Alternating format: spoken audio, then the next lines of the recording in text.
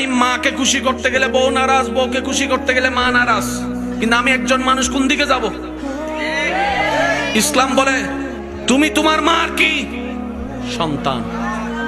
তুমি তোমার বউয়ের কি? স্বামী। শব্দগুলা খেয়াল করবেন। তুমি তোমার মার সন্তান, যার পায়ের নিচে তোমার বেহেশত।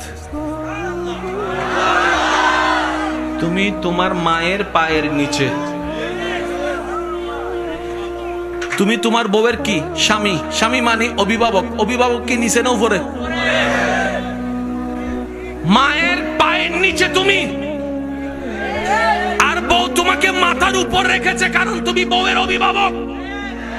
তো উপরওয়ালা তো নিচের ওয়ালা মতো হয় না, নিচের ওয়ালা তো উপরওয়ালার মতো হয় না। এবার সে বলে আমি করব কি? বলে যে শুনো, তুমি মাকে মাথায় রাখো, বউকে বুকে রাখো।